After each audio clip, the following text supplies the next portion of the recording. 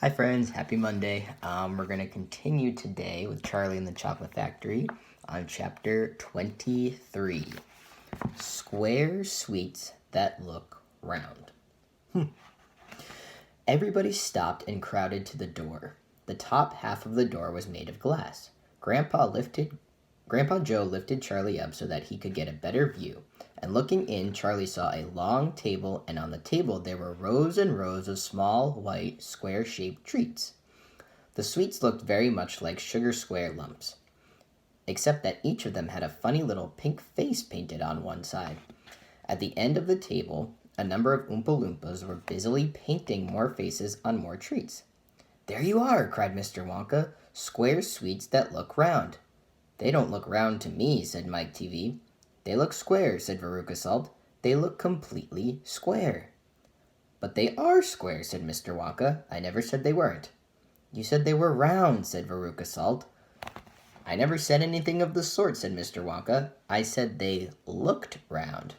"But they don't look round," said Veruca Salt. "They look square." "They look round," insisted Mr. Wonka. "They most certainly do not look round," cried Veruca Salt. "Veruca, darling," said Mrs. Salt, "pay no attention to Mr. Wonka. He's lying to you." "My dear old fish," said Mr. Wonka, "go and boil your head." "How dare you speak to me like that?" shouted Mrs. Salt. "Oh, do shut up," said Mr. Wonka. "Now watch this." He took a key from his pocket and unlocked the door and flung it open. And suddenly, at the sound of the door opening, all the rows of little square sweets looked quickly round to see who was coming in.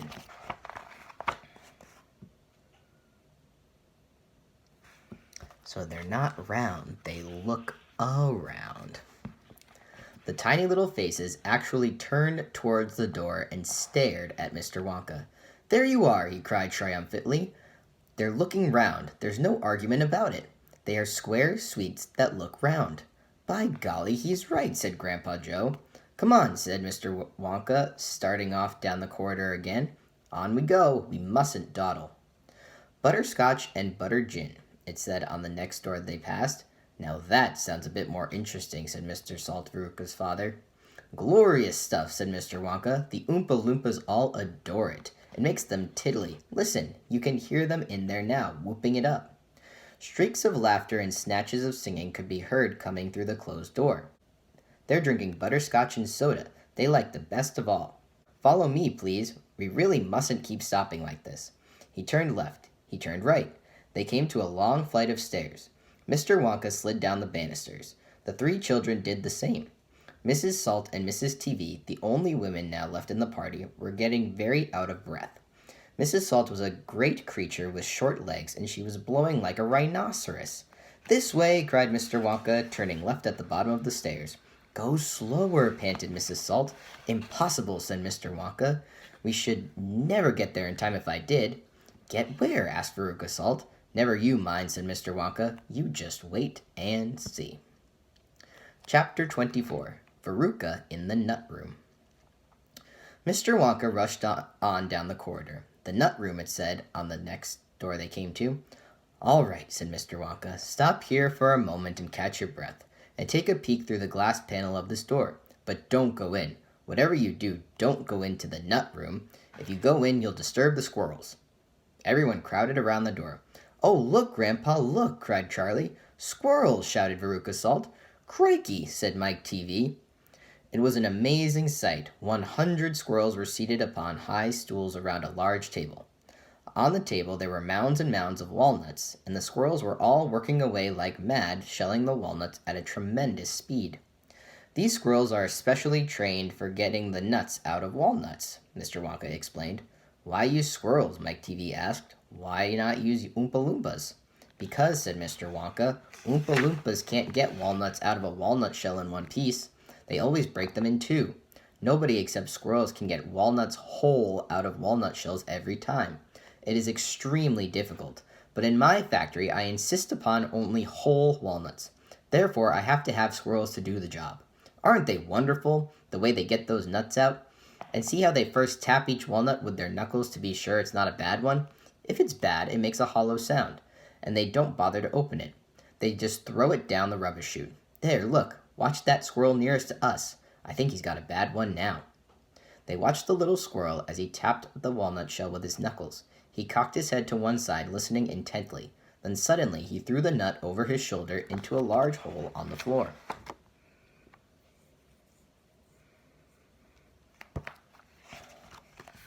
"Hey, Mummy," shouted Veruca Salt suddenly. "I've decided I want a squirrel. Get me one of those squirrels." "Don't be silly, sweetheart," said Mrs. Salt. "These all belong to Mr. Wonka."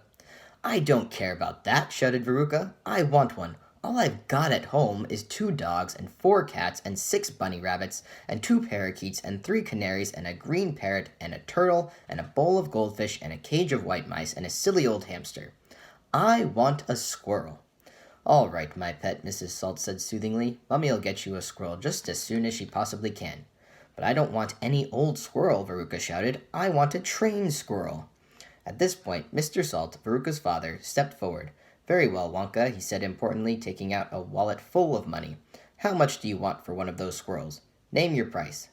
"They're not for sale," Mr. Wonka answered. "She can't have one." "Who says I can't?" shouted Veruca. "I'm going in to get one this very minute." "Don't," said Mr. Wonka quickly, but he was too late. The girl had already thrown open the door and rushed in. The moment she entered the room, 100 squirrels stopped what they were doing and turned their heads and stared at her with small, beady black eyes. Veruca Salt stopped also and stared back at them. Then her gaze fell upon a pretty little squirrel sitting nearest to her at the end of the table. The squirrel was holding a walnut in its paws. "All right," Veruca said, "I'll have you." She reached out her hands to grab the squirrel, but as she did so, in that first split second when her hands started to go forward, there was a sudden flash of movement in the room, like a flash of brown lightning, and every single squirrel around the table took a flying leap towards her and landed on her body. 25 of them caught hold of her right arm and pinned it down. 25 more caught hold of her left arm and pinned that down. 25 caught hold of her right leg and anchored it to the ground. 24 caught hold of her left leg, and the one remaining squirrel, obviously the leader of them all, climbed up onto her shoulder and started tapping the wretched girl's head with its knuckles. "Save her!" screamed Mrs. Salt. "Veruca, come back! What are they doing to her?" "They're testing her to see if she's a bad nut," said Mr. Wonka. "You watch." Veruca struggled furiously, but the squirrels held her tight and couldn't move. The squirrel on her shoulder went tapping the side of her head with his knuckles. Then all at once the squirrels pulled Veruca to the ground and started carrying her across the floor. "My goodness, she is a bad nut after all," said Mr. Wonka. Her head must have sounded quite hollow. Veruca kicked and screamed, but it was no use. The tiny strong paws held her tightly and she couldn't escape. "Where are they taking her?" shrieked Mrs. Salt. "She's going where all the other bad nuts go," said Mr. Willy Wonka. "Down the rubbish chute." "By golly, she is going down the chute," said Mr. Salt, staring through the glass door at his daughter. "Then save her," cried Mrs. Salt. "Too late," said Mr. Wonka. "She's gone." And indeed she had. "But where?" shrieked Mrs. Salt, flapping her arms. "What happens to the bad nuts? Where does the chute go to?" "That particular chute," Mr. Wonka told her, "runs directly into the great big main rubbish pipe, which carries away all the rubbish from every part of the factory. All the floor sweepings and potato peelings and rotten cabbages and fish heads and stuff like that." "Who eats fish and cabbage and potatoes in this factory, I'd like to know," said Mike TV. "I do, of course," answered Mr. Wonka. "You don't think I live on cocoa beans, do you?" But, shrieked Mrs. Salt, "where does the great big pipe go to in the end?" "Why, to the furnace, of course," Mr. Wonka said calmly. "To the incinerator." Mrs. Salt opened her huge red mouth and started to scream. "Don't worry," said Mr. Wonka. "There's always a chance that they've decided not to light it today." "A chance!" yelled Mrs. Salt. "My darling Veruca! She'll be sizzled like a sausage."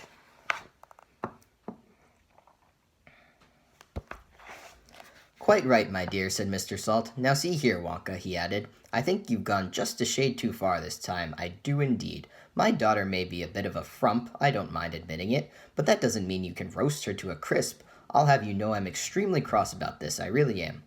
"Oh, don't be cross, my good sir," said Mr. Wonka. "I expect she'll turn up again sooner or later. She may not even have gone down at all. She may be stuck in the chute just below the entrance hole, and if that's the case, all you'll have to do is go in and pull her up again." Hearing this, both Mr. and Mrs. Salt dashed into the nut room and ran over to the hole in the floor and peered in. "Veruca!" shouted Mrs. Salt. "Are you down there?" There was no answer. Mrs. Salt bent further forward to get a closer look. She was now kneeling right on the edge of the hole with her head down and her enormous behind sticking up in the air like a giant mushroom. It was a dangerous position to be in. She needed only one tiny little push, one gentle nudge in the right direction. And that is exactly what the squirrels gave her. Over she toppled into the hole head first, screeching like a parrot. "Good gracious me," said Mr. Salt as he watched his wife go tumbling down the hole. "What a lot of rubbish there's going to be today." He saw her disappearing into the darkness. "What's it like down there, Angina?" he called out. He leaned further forward. Uh-oh. The squirrels rushed up behind him. "Help!" he shouted, but he was already toppling forward, and down the chute he went, just as his wife had done before him and his daughter. "Oh dear!" cried Charlie, who was watching with the others through the door. "What on earth's going to happen to them now?" "I expect someone will catch them at the bottom of the chute," said Mr. Wonka. "But what about the great fiery incinerator?" asked Charlie. "They only light it every other day," said Mr. Wonka. "Perhaps this is one of the days when they let it go out. You never know. They might be lucky." "Shh," said Grandpa Joe. "Listen, here comes another song." From far away down the corridor came the beating of drums. Then the singing began. "Veruca Salt," sang the Oompa Loompas. "Veruca Salt, the little brute, has just gone down the rubbish chute. And as we very rightly thought that in a case like this we ought to see the thing completely through, we've polished off her parents too.